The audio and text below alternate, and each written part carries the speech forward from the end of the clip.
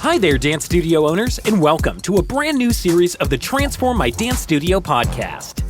Over the coming weeks, we are delighted to be joined by DSOA Dance Studio Growth Coach, Shannon Westveer. During this 6-week special of Transform My Dance Studio, join Shannon in the Coaches Corner as she workshops innovative ideas and solutions around growing the dance studio of your dreams while getting your life back. We hope you enjoy today's special episode. And make sure to join our free Facebook group, the Dance Studio Owners Association, for more resources and support in growing the dance studio of your dreams. Hello, Dance World. It's Shannon Westveer, Training and Coaching Manager of the DSOA. I'm back for week 4 of my podcast, taking you back to the basics. As I told you last week, I'm going to delve into a topic that I thrive off of, and I'm most excited to share with you. Leadership and team. Team and leadership are, to me, well, with my studio, one of the same. They go together like ham and eggs. A team requires trust and respect. A team requires leadership, and someone needs to be the boss. A business requires that someone ultimately call the shots. This can, of course, be done alone or as a partnership, but your business still requires that someone take point on every aspect of your business. Who are your shot callers? Who, in every aspect of what you do, is responsible for the decisions that are made? It's likely you for a large portion of it, but not always. And it shouldn't be. Maybe you have an office manager or a teacher that steps up in other areas of your business. Wherever that may happen, I hope that you've allowed that person to call the shots based on their job description. Maybe it's the daily deposits, or supply management, or customer service, or even ordering costumes. For those areas of the business where they are your shot caller, they are responsible. They're the boss. Make sure that you give them that respect. To rewind, in the summer of 2010, when we were planning our move to a bigger location, I saw a need for our 7 to 9-year-old dancers and siblings of our company kids to have more dance in their lives. The parents really wanted that too. At that time, what I consider to be my third baby was born, the Starlet program. I began to see a shift in our dancers and the community at our studio. We were going into our 6th year of business, and the kids were gaining tremendous technique and dedication to dance. It was their thing. We found out quickly that many of our dancers wanted to be a part of a team, and not for the sake of competition, but for the camaraderie, the fun, the skill set that it would provide. The first year of this started with an invite letter to 7 families. As soon as the word got out, it quickly grew to 2 classes of 10 dancers each. And at the time, I was really excited to see what would come of this program. However, we ran into a little hiccup our first year at our new location. I remember like it was yesterday. We were due to open on a Tuesday in September 2010, and things were just not quite dialed in. The construction company was still doing finishing touches, and our registration software was having some serious issues. We had to email over 500 families to let them know that we would be pushing back our start date by 1 day to Wednesday. Whew. Well, that day came and went, and I just remember seeing so many smiling faces, pumped up teachers, and a front desk that was, well, let's just say that was the part that needed the most work. That week, I taught my very first Starlet class. We had categorized them by days of the week back then, and so I had my Monday Starlets, which were older, and then the Friday Starlets, which were younger. We happened to also be launching a dance store at that same time and had designated the leotards for the program to be hot pink and purple. The week before I was to teach my first Starlet program class, my retail manager at the time, responsible for our dance store, said that in order to get the parents and the kids excited about their required dance attire, she would be getting me a bright pink and bright purple leotard to wear when I taught class. I somehow agreed, and she expedited the ordering process immediately. When that day came for me to actually put on this leotard, I quickly remembered that I had not done this for probably about 9 to 10 years. Let's just say it didn't fit the way I had remembered. I managed to make it work, but when I think about it to this day, it makes me laugh. I made my way through my first overly prepared class, starting with ballet. I had to do center work the whole time as we did not have any bars yet installed in the studio. It was tough, but it was fun. I tell you this story in detail because I think that it is important for studio owners to remember and to frequently tell their stories about all of the things that they have done to build their studios, and for new studio owners to be excited about one day telling their story. It gives you grit, right? And also provides you with the respect that someday those individuals that take over for you will hopefully cherish and be humbled by those that came before them. This is a great segue into how I began to build my team and also became more of a leader myself. It doesn't happen overnight. A majority of studio owners choose to open a dance studio because they want to continue what they love: dancing, choreographing, performing, and hopefully passing on that legacy to the younger generation. I wonder how many studio owners actually thought from the beginning about owning a business and being a CEO someday.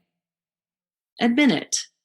Many of us simply started out with the basics of teaching classes, creating a schedule that we hoped would work for families, and, well, let's just admit, flying by the seat of our pants. I knew in the beginning that creative, positive, fun, and authentic people were who I wanted in my studio. What about the director of First Impressions? Or a program director that was driving the curriculum process? Or, God forbid, a bookkeeper? These were all important positions that needed to be present to move the business forward. It's sort of like, here's my offering, but there is no one here to welcome you because I have to run in and just teach this one class. Needless to say, my first year in our new location was a lesson well learned. I spent my days working the front desk and training whichever teacher had extra time to work the desk.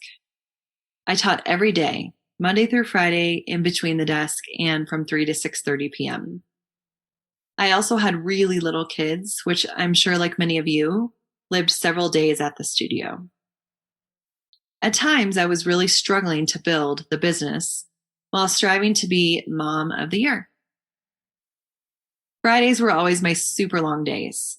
I would stay after classes and get work done until anywhere between 9 to 11 p.m. at night. My social life was non-existent, and my husband was a saint. The one saving grace for me at that time was that we were able to recruit amazing teachers. They were all young and had what I called the double threat: being incredible dancers and performers, and also being inspiring teachers. One of the things that I would tell candidates who interviewed with us was that there are a lot of good dancers in Chicago, a lot of really over-the-top talented dancers, but that this would not make them a good teacher. It requires experience. It takes time. You have to go through all of the challenging situations with a child and a parent to know how to react and how to come out stronger on the other side. 5 words: respect, communication, reliability, adaptability, and empathy. If you nail this, you have both a team as well as leadership for your business. They're not in order. One is not more important than the next. You need to be focused on all of them. Respect. Seems straightforward. It is absolutely necessary that you and your team have mutual trust and respect for one another. You need to motivate and utilize the individual strengths of the team.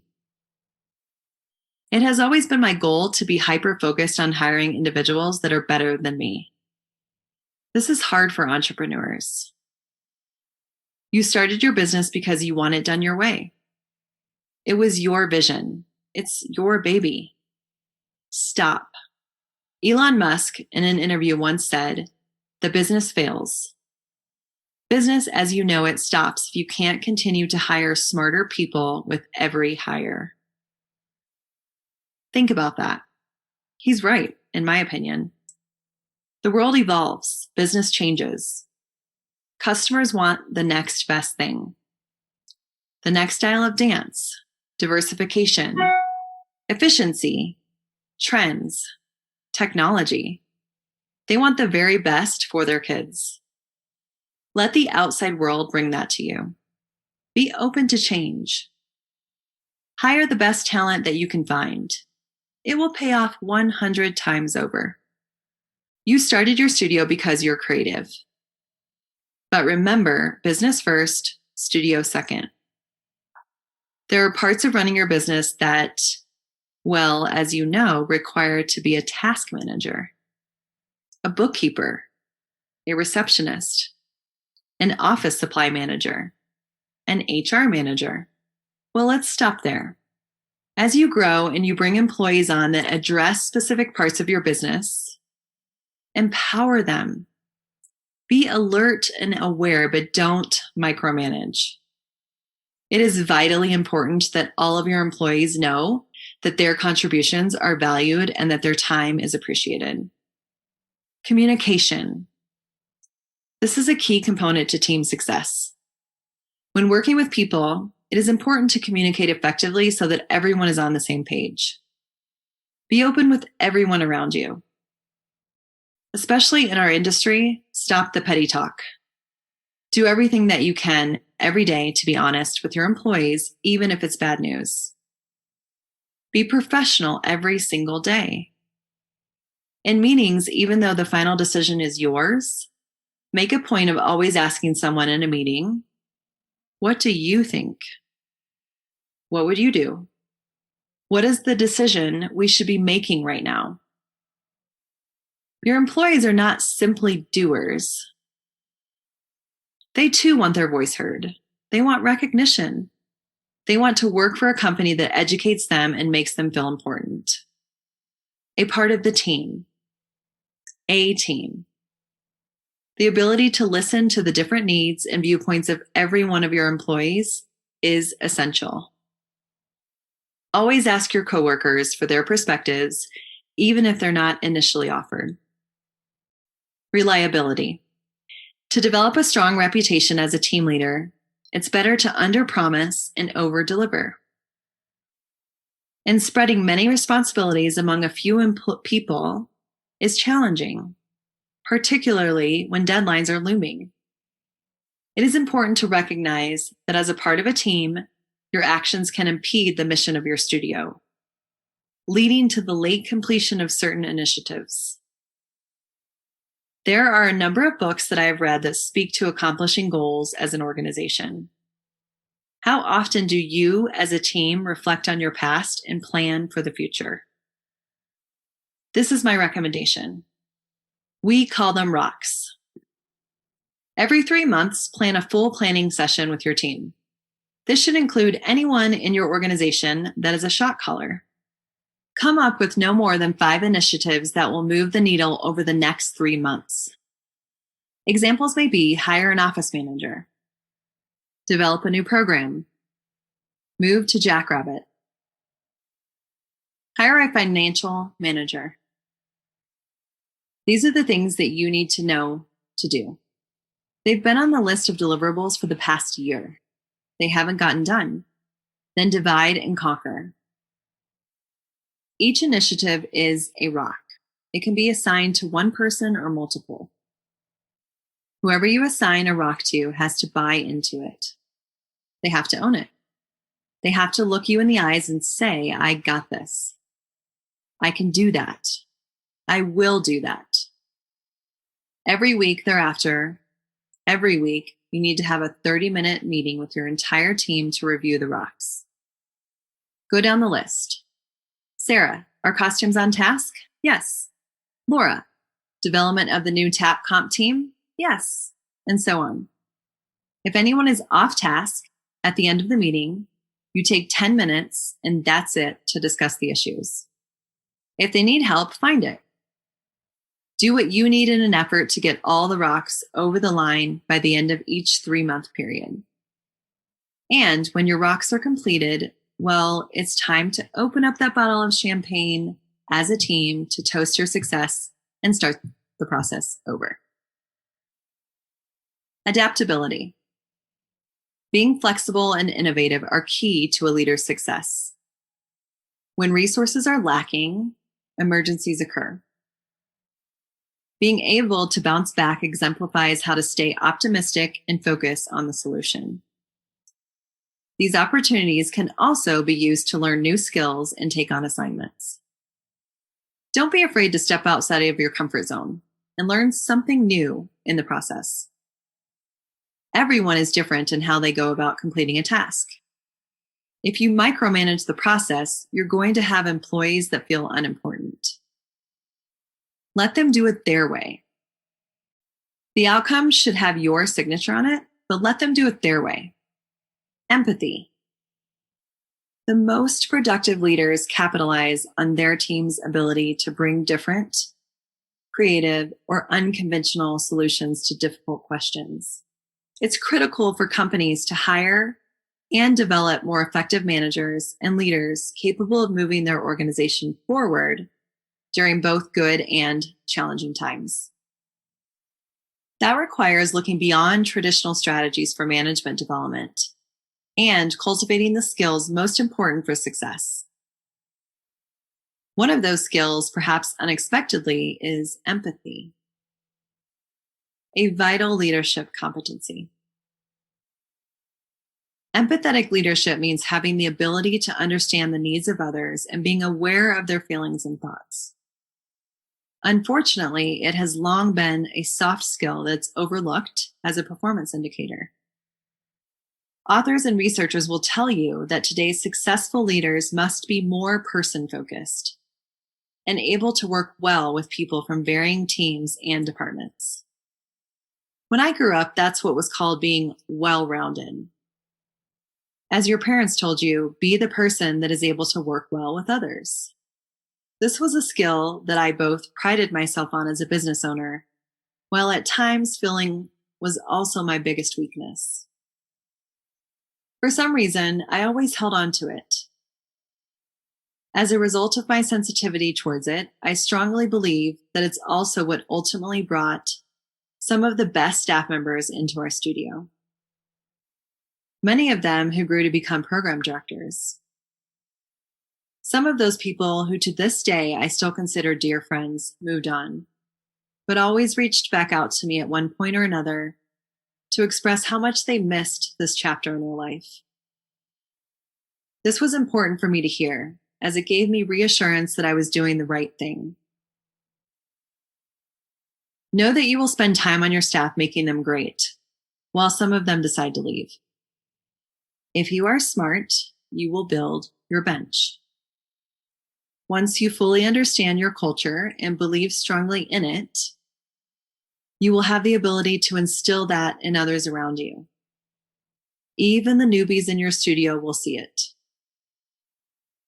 They will start to step up and you will notice them in a new light. Spend time with these employees and don't be afraid to be transparent so that each and every employee who is hired at your studio understands the opportunities that lie ahead. Every one of your employees has a different life goal. You know, the big one. Who are you? Where are you going? Where do you want to be 10 years from now? The high majority of your employees likely have a life goal that is not aligned with your business. Just because you decided that your studio was your life goal doesn't mean that there is alignment with those that work for you. And that's okay.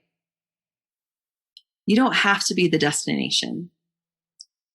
Your responsibility as a business owner, as a leader, and as a guiding force is to simply make those around you better. Provide each and every person that is part of your team with something powerful, something meaningful, something purposeful. Remember that you are a chapter in the lives of everyone that you call a friend. Make people better. Make people stronger. If you are a true leader, the core of your business should be developing the next one. Thank you for coming along on this journey. There is nothing that is more important than establishing a culture, bringing people up, and establishing a group of individuals that can take your business to the next level. On behalf of the DSOA and the dance world that defines us, see you next week. We hope you enjoyed today's episode of the Dance Studio Doctor, powered by the Transform My Dance Studio podcast. Don't forget to join us over in the Dance Studio Owners Association Facebook group for more resources and support in growing the dance studio of your dreams while reclaiming your life.